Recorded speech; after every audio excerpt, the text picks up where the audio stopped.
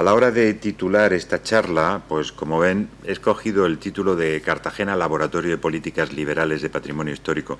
Y escuchando a los representantes del Cabañal, pues me he reafirmado un poco en que, igual que ellos decían que había un manual del especulador, y lo hay, estoy seguro, hay un manual, también un cierto manual del político liberal, en materia de desprotección del patrimonio, porque algunas de las cosas que ellos mencionaban relativas a la actuación del ayuntamiento pues se dan en Cartagena en el mismo grado, ¿no? Bueno, Cartagena es una ciudad portuaria, como posiblemente ustedes conozcan. Es una ciudad, es un emplazamiento, era la antigua Cartago Nova, y por lo tanto es una ciudad creada en el 229 a.C. como emplazamiento precisamente cartaginés, que luego es conquistado por Roma y que por lo tanto tiene un nivel de una serie de niveles históricos de ambas épocas, y que luego es una ciudad que languidece hasta cierto punto, en grandes rasgos, hasta el siglo XVIII, donde se produce la designación de la ciudad por Carlos III como capital de Castilla, como capital de las galeras de Castilla. Es designada como capital de las galeras de Castilla, y eso supone, porque era una ciudad que no estaba ni en el ámbito catalano-aragonés, ni en el ámbito... era más bien una ciudad más próxima a Castilla que otra cosa, ¿no?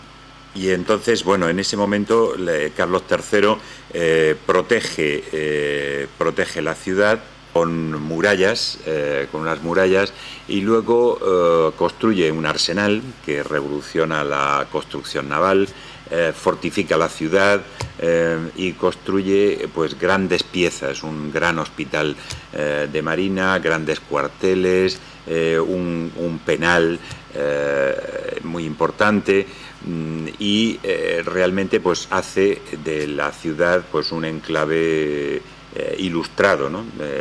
Es una ciudad parecida en ese sentido a Ferrol, con un anexo urbano, donde también se diseña la ciudad. En fin, responde un poco a toda esta mentalidad ilustrada. Yo creo que es muy interesante ese periodo, precisamente porque intentan abarcar un poco todas las características, todas las necesidades de una ciudad una ciudad militar, una ciudad de construcción naval, en fin, con servicios públicos tan importantes como un hospital de grandes proporciones, etcétera, etcétera, ¿no?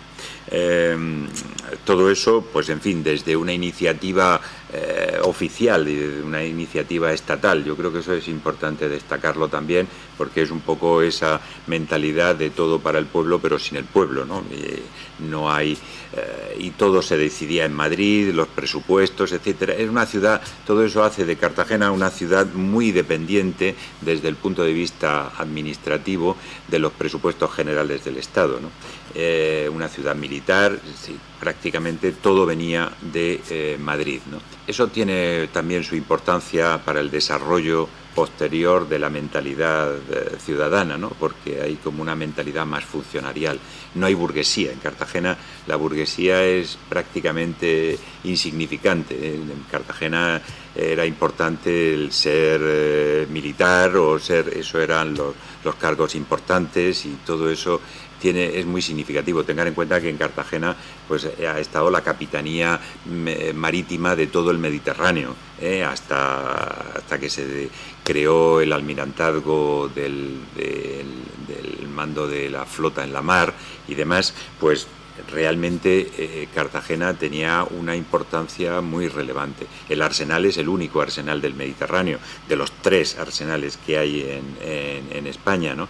Y de los cuales solamente uno, el de Ferrol, ha sido declarado BIC. el nuestro no hemos conseguido declararlo por oposición de la Marina, que tiene ahí una especie de feudo especial. El de Cádiz tampoco, el de San Fernando tampoco ha sido declarado.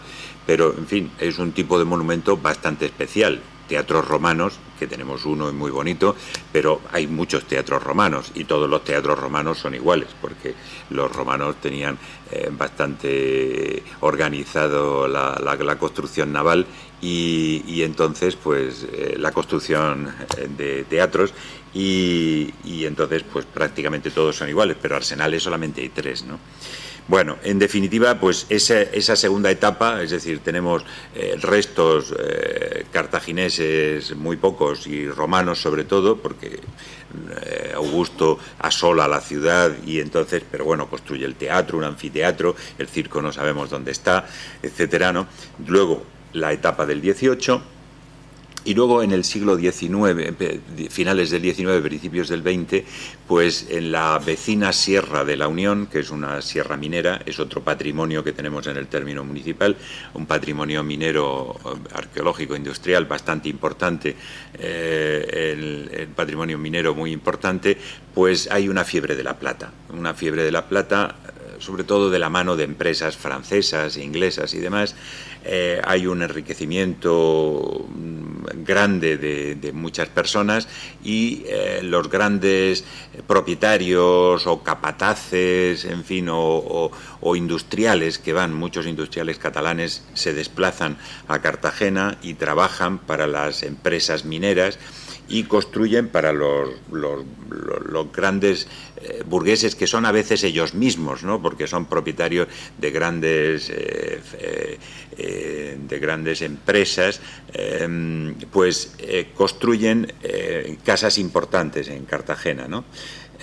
Eso hace que el casco histórico pues se enriquezca pues con un patrimonio modernista, de arquitectura ecléctica y demás, pero que en muchos casos después es abandonado por las propias familias como los Llagostera o los Pedreño, etcétera, vuelven a su tierra cuando termina ya la fiebre de la plata y esas grandes edificaciones en el centro de la ciudad pues quedan abandonadas, ¿no? Luego, pues, por supuesto, pues hay un tejido urbano que se revitaliza también en esa época de principios de siglo. De principios de siglo es el Palacio Consistorial, que es un palacio de bastante importancia, ¿no? En fin, todo esto pues le da una configuración especial a la ciudad, ¿no? Esto plantea ya en su misma enunciación pues un contexto urbano bastante complejo, ¿no? Porque es un conjunto que plantea problemas de gestión, ¿no? Bueno, la relación de la propia ciudad con su patrimonio histórico es bastante conflictiva. En los años 60 y 70 del siglo XX se producen innumerables atentados contra ese patrimonio, se producen derribos, etcétera, etcétera, y solamente se para un poco ese proceso en los años 80 y 90, pues con la crisis económica que vivimos en aquella época. Y tan solo destaca en ese momento pues una serie de personas que aisladamente y casi en contra de la ciudadanía, porque en Cartagena tradicionalmente pues se ha considerado pero además espontáneamente, ya no era un tema de propaganda, ¿no? Que a lo mejor también un poco, ¿no? Se consideraba un poco el patrimonio pues como una rémora al desarrollo y demás, ¿no? Y eso en la mentalidad popular, quiero decir, todavía no podemos hablar ahí de un fenómeno propagandístico. No, la mayoría de la gente pensaba pues que aquello eran cosas viejas, que había que destruirlas y cambiarlas por otras nuevas y demás, ¿no? Con excepción de un grupo de personas que yo denomino un poco los ilustrados, ¿no? Que siguiendo la tradición de la Ilustración iban un poco por su cuenta, y estas personas pues eran algún arqueólogo, algunos arquitectos del catastro, médicos, en fin, abogados con aficiones por el patrimonio, etcétera, etcétera, y toda esta gente que constituía de alguna forma una especie de consejo de patrimonio restringido, como digo, pues consiguieron que en el año 81 se declarara la ciudad como conjunto histórico, ¿no? Al mismo tiempo que Toledo, por ejemplo. Es una época en la que se producen varias declaraciones, estamos en el principio de la democracia, el UCD y el Partido Socialista piensan que sí que hay que hacer una ley y al final acabarán haciéndola en el año 85, y bueno, la declaración de conjunto histórico se hace, es un Real Decreto, el 3046/80, en el año 80 exactamente, y ese decreto pues bueno, se queda ahí un poco latente porque ya les digo, la actividad económica estaba bastante paralizada, ¿no? Yo creo que lo que ha ido sucediendo a partir de esa época ha sido un progresivo alejamiento de las políticas públicas precisamente de esa declaración de Vic. He oído que la del Cabañal pues era también más o menos de esa época. Era una época en la que se hacía eso. Y no es raro que no se anunciara, porque realmente no se contaba con nadie. Esta gente trabajaba un poco de una forma aislada, pero en fin, muy positivamente, ¿no? No era...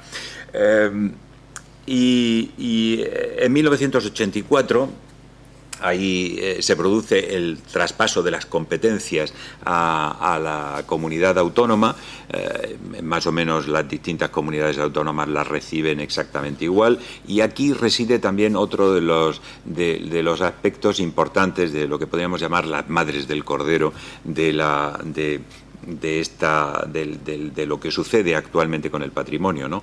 Porque realmente desaparece, no desaparece totalmente, y es curioso que ahí hay una convivencia de la responsabilidad nacional con las responsabilidades autonómicas, pero digamos que el 80% de las competencias culturales, bueno, prácticamente casi todas, se traspasan a las comunidades autónomas, ¿no? Bueno, las comunidades autónomas recibimos esas competencias y empezamos a funcionar. Esa es la etapa que yo conocí. En su última etapa, como ha dicho Carlos, yo fui director general de Cultura, el último director general de Cultura del PSOE en la región de Murcia, y realmente, bueno, pues gestioné en parte esas competencias. Como cuento en mi libro, En la ciudad borrada, que si a alguien le interesa un poco conocerlo con más detalle, pues ahí lo cuento con más detalle, esas competencias se asumen con responsabilidad institucional desde mi punto de vista, es decir, se intenta pues realmente hacer lo mismo que teóricamente el Ministerio de Cultura hacía anteriormente, bueno, relativamente, porque saben ustedes que había un vacío. Tampoco había un vacío, había una ley, la ley del 33, pero la ley sale en el 85, las competencias se pasan en el 84, es decir, que realmente lo que tenemos que ir haciendo las comunidades autónomas es aplicar una ley que acaba de salir, y que en muchos casos coincide, en el caso de Cartagena concretamente, con el propio plan especial, con el propio plan general. Es decir, se empiezan a hacer planes generales. Es decir, no había ley de patrimonio actualizada, no había planes generales, es decir, se empieza a funcionar con planes que están todavía muy incipientes y con una ley pues que tampoco se sabe muy bien cómo se va a desarrollar. Es decir, esto es un poco, creo que hay que tenerlo en cuenta, ¿no? En Cartagena, como digo, en el 87 se elabora el primer plan general que asume la ley de patrimonio, lo asume tal cual, es decir, y hacen un catálogo imperfecto porque no hay tiempo de hacer estudios suficientes, además el plan general ya costó mucho trabajo sacarlo adelante, y entonces pues se asume la ley de patrimonio pues de una forma genérica, ¿no? Desde 1984 hasta 1995 se controla el catálogo de edificios protegidos, que había establecido el Plan General del 87, pues desde la Dirección General de Cultura de Murcia, ¿no? Y con el apoyo de un Consejo Asesor de Patrimonio, que a mí me pareció importantísimo, ¿no? Sobre todo, bueno, para personas como yo, que llegábamos de fuera. Yo no había tenido nada que ver con el patrimonio histórico hasta que llegué a la Dirección General de Cultura. Como ha dicho Carlos, yo soy profesor de literatura, pero es algo que me empezó a gustar mucho, y de las distintas competencias que tuve entonces, pues fue uno de los aspectos que más me gustó, y por eso he seguido, en fin, estos 20 años después, o sea, pues con casi 20 años, 18 años, ocupándome del tema, ¿no? Bueno, y entonces lo hacíamos en ese Consejo Asesor de Patrimonio. Estaba el Colegio de Arquitectos, en fin, estaba la universidad, es decir, era un consejo de notables, y aquello tenía mucho nivel. Allí se discutían pues las ruinas concretas, es decir, antes de autorizar una ruina en el Ayuntamiento de Cartagena se presentaba ese Consejo Asesor de Patrimonio, el Consejo lo debatía, lo discutíamos allí, y la Dirección General tomaba una decisión sobre la base precisamente de ese informe, ¿no? En esa época pues también se inician algunas excavaciones importantes, el teatro y el anfiteatro romano, ¿no? El teatro concretamente lo descubrió un arquitecto al que hemos rendido homenaje estos días pasados, que se llamaba don Pedro San Martín Moro, que fue precisamente le encargaron que hiciera un centro local de artesanía, y el hombre, al excavar, el hombre que tenía formación también arqueológica, era un arquitecto muy respetuoso con el pasado, y que tenía formación arqueológica. Después hemos descubierto, por ejemplo, que estudió con Torres Balbás, el restaurador de la Alhambra, y que era un hombre pues que tenía mucha formación en ese sentido. Cuando hizo le excavó para los cimientos, pues encontró una estructura pétrea bastante importante en el fondo del solar, ¿no?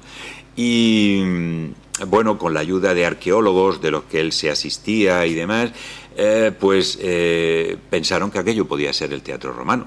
Y efectivamente, en un solar, yo creo que no tendría más de 300 o 400 metros de solar, intuyeron que aquello podía ser el principio de la escena. El principio de la escena, no del graderío ni de nada.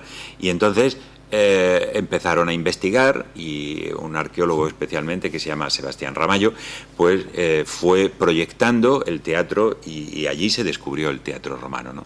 Si en ese solar se hubiera aplicado la dinámica habitual en el resto de la ciudad, que era excavar, poner unas vallas muy grandes, meter los camiones, vaciar, llevárselo al vertedero y demás, y a ser posible antes de que llegaran los arqueólogos municipales o los regionales, pues evidentemente habríamos perdido el Teatro Romano, como se han perdido muchísimas otras cosas, fundamentalmente porque no siempre la administración municipal ha estado lo suficientemente ágil, pues precisamente para paralizar ese tipo de cosas, ¿no? Bueno, en aquel caso se descubrió aquello, don Pedro San Martín renunció a su proyecto, informó a la administración de que había que echar atrás el centro local de artesanía, y allí se empezó a excavar, y allí empezó la investigación del Teatro Romano, ¿no? En 1993 se produce otro hecho importante, que es se consigue el Plan Urban para ciudades industriales como Cartagena, que se concentra en el Arrabal de San Diego, en el Hospital de Marina, y se decide, el ayuntamiento, la comunidad, etcétera, deciden que van a instalar en el centro del conjunto histórico de Cartagena, ya muy deteriorado, deciden instalar la universidad, ¿no? Y que el proyecto Urban, uno de sus focos principales va a ser precisamente la instalación de la Universidad Politécnica de Cartagena. En Cartagena siempre había habido facultades técnicas, pero dependientes de la Universidad de Murcia. Y se decide segregar esas facultades, y con esas facultades crear una universidad politécnica y ubicarla en el casco histórico. Bien, y eso empieza. Bueno, es una inversión de cifras mareantes, de 5.000 millones en aquella época, 3.000 y pico en la rehabilitación del hospital, del antiguo Hospital de Marina, 2.000 y pico en accesos, etcétera, etcétera, ¿no? Ese proyecto Urban empieza a desarrollarse. Pero cuando todavía no ha terminado el Urban, se había dado tiempo a rehabilitar el hospital, un poco los accesos y demás. Si conocen un poco Cartagena, eso está en el mismo frente marítimo de la ciudad, ¿no? Pues en ese momento el PSOE pierde las elecciones en Cartagena primero, en el 94, y después en la región, ¿no? Y entonces empiezan a cambiar pues algunas cosas, ¿no? Primero, el primer año, precisamente el último que yo estuve en la dirección general, yo conviví con el gobierno popular en Cartagena, pero ahí realmente no se produjeron grandes movimientos. Al año siguiente, cuando yo ya salí, entró el Partido Popular y entonces empezaron a producirse determinadas cosas. ¿Qué cosas? Pues primera y principal, eliminación del Consejo Asesor de Patrimonio Histórico. Esto es una de las primeras decisiones que se toman. Se hace una ley para hacer otra ley de consejos asesores, nunca se ha llegado a desarrollar. Se hizo la ley, pero no se desarrolló el patrimonio. Con lo cual, a partir de ese momento, la administración regional prescinde de un órgano que desde luego yo consideraba crucial, ¿no? Segunda decisión importante, el control de las ruinas ya no lo lleva la Dirección General de Cultura. Se traslada a los ayuntamientos. Los ayuntamientos van a ser los responsables del control de las ruinas y de la gestión del patrimonio histórico. Y eso, en lo que yo he conocido en Cartagena y lo que he conocido en otras ciudades, en Lorca y demás, pues se hace con criterios de urbanismo común, que es el peor criterio que puede haber, porque el patrimonio histórico pues hay que gestionarlo con órganos especializados, con personas competentes, hay que recurrir a arqueólogos, arquitectos, hay documentación, hay toda una serie de elementos que tienen que confluir, y si no, pues no se puede hacer. Es decir, no se puede hacer de otra manera. Tercera decisión importante, se crea una Academia de Bellas Artes a la medida.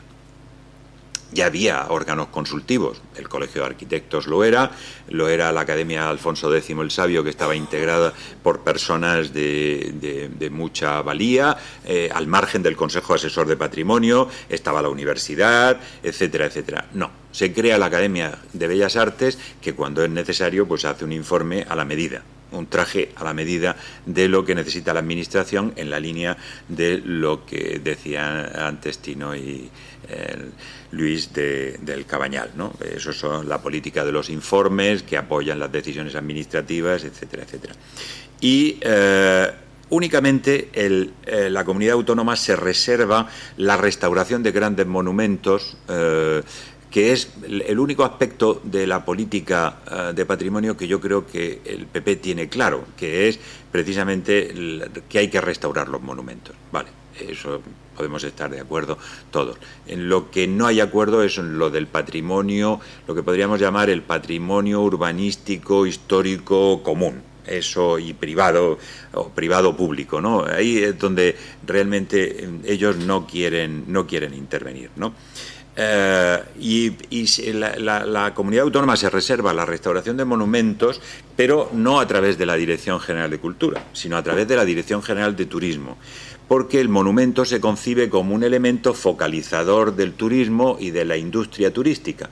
Y ahí sí que aparecen de pronto una cantidad de millones que yo no sé dónde estarán y si los habremos pagado. Yo sospecho que no, ¿no? Porque aparecen unos millones que a mí me escandalizaban, porque yo nunca dispuse de tanto dinero para hacer restauraciones monumentales, ¿no? Y sin embargo, pues aquí los miles de millones han fluido, ¿no? Eso se ha reflejado en Cartagena. Si ustedes van a Cartagena, pues hay grandes monumentos que se pueden visitar y que les recomiendo que los visiten y que están muy bien, ¿no? Se han hecho restauraciones magníficas del teatro, de la Casa de la Fortuna, de la casa del Palacio de Augusto, se ha hecho un centro de interpretación, es decir, se han recuperado elementos puntuales que están muy bien y que, bueno, la actuación está bien, ¿no?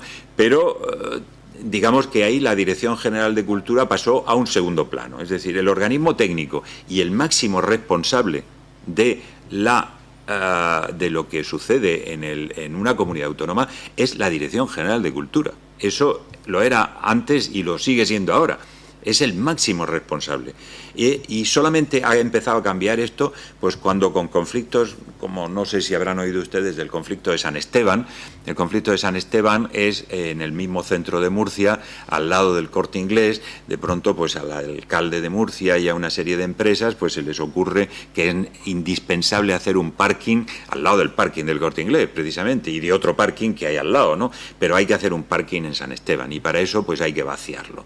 Y entonces de pronto cuando lo vacían, empiezan a vaciarlo, pues se encuentran con el arrabal musulmán de la ciudad de Murcia, que tiene una gran tradición musulmana, y entonces se encuentran con eso y claro, ahí estalla ya el conflicto, ¿no? Como en todas estas cosas, es decir, precisamente la conflictividad social. Yo no conocía hasta el 95 conflictividad social. Yo no conocí nunca asociaciones ciudadanas. Ahora mismo en Cartagena seremos a lo mejor 8 o 10 asociaciones ciudadanas defendiendo distintos aspectos del patrimonio, ¿no? ADEPA es una de las más antiguas y AFORCA, Amigos de los Castillos, es otra de las más antiguas, pero hay también 5 o 6 asociaciones más. No había conflictividad social hasta el 95. Y en Murcia pues también se crea una plataforma de defensa del yacimiento. Total, lo tuvieron que parar. El director, consecuencia de esas actuaciones, el director general de Cultura y el jefe de Patrimonio Arqueológico de la Dirección General están encausados en una causa penal, y que se está viendo en los juzgados de Murcia, y en definitiva pues ahí se plantean una gran cantidad de problemas, y ahí es donde la Dirección General yo creo que se da cuenta de que tiene una responsabilidad y vuelve a está retomando en estos momentos un poco esas competencias, pero ya se había ido de la mano gran parte de los conflictos que el Ayuntamiento de Cartagena, Lorca, etcétera, pues crearon por su cuenta. Es en ese contexto en el que surge ADEPA. Solamente les diré un poco unos rasgos esenciales. ADEPA la crean un grupo pues de arqueólogos, arquitectos, profesores de historia del arte, en fin, que se preocupan un poco, y de ciudadanos pues que se preocupan por estos temas, ¿no? En una época pues en la que hay pues una gran cantidad de actividades, o que podría haber una gran cantidad de excavaciones y demás, ¿no? Pero progresivamente ese movimiento social, que al principio es muy reivindicativo, va languideciendo un poco, en parte, desde luego, pues por el comportamiento de la Administración, que es enormemente vindicativa y que los castiga a los más protestones pues con menos proyectos, con menos, y entonces hay una especie de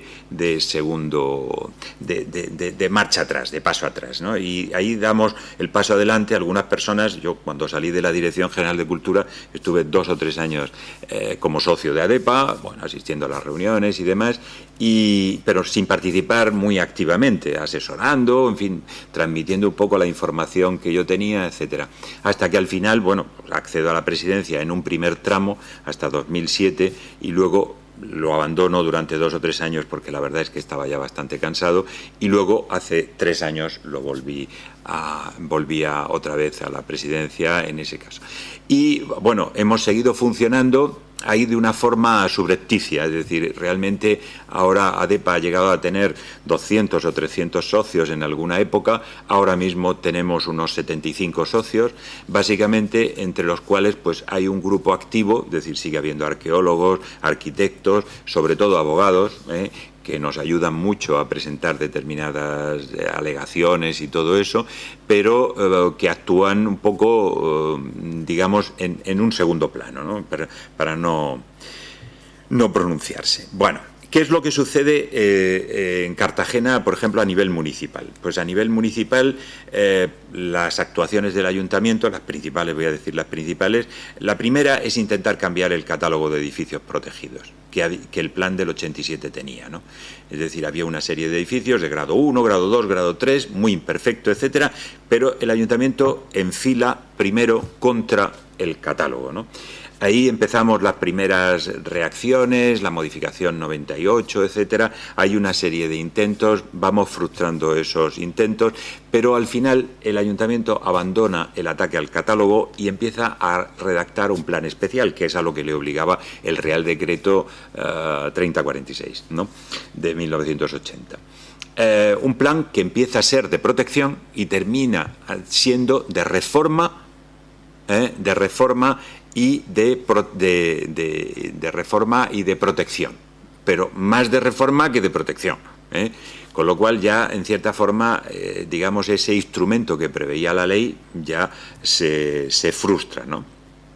Una de las cosas que se hacen en ese plan, por ejemplo, es modificar el entorno del conjunto histórico, que no se puede modificar un Real Decreto simplemente con un plan especial, pero ellos lo hacen. Y realmente nosotros no recurrimos, porque la verdad es que hemos tenido varios contenciosos administrativos a lo largo de los años y demás, pero la verdad es que no hemos podido entrar a todo, ¿eh? Ha habido muchas cosas a las que no hemos podido entrar, y esa fue una de las que no, de la que no pudimos recurrir, ¿no?